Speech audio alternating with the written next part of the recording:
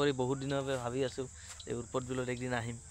তে আমাৰ ওচৰতে হয়, ইমান ডাঙৰ এখন বিল, চাওক কিমান ডাঙৰ এৰিয়া। আৰু এইবাৰ চৰকাৰে বহুতখিনি বস্তু ভাল লগা হৈছে।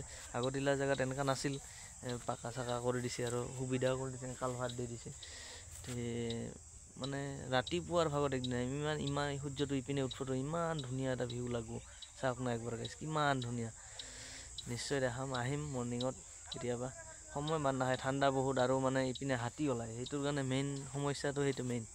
হাতীৰ কাৰণে আহিব কোনে কোনে যদি আহে। এইবাৰ পিকনিকৰ টাইমত মানে ধৰ বহুত মানুহে ইয়াতে পিকনিক আহে খাব, বহুত দূৰ দূৰণিৰ পৰা পিকনিক খাব আহে। আপোনালোকে যদি পিকনিক প্লেন সেনেকুৱা ভাল এটা মানে বা এনেকুৱা উৰ্পদ বিলটোত আপুনি বহুত ধুনীয়া এটা পিকনিক প্লেচ হয়, জেগাও বহুত আছে। বহুত ডাঙৰ এৰিয়া, এইবিলাক চব পাহাৰ চাওক, সূৰ্যৰ তলত গ'লে বহুত ধুনীয়া লাগে।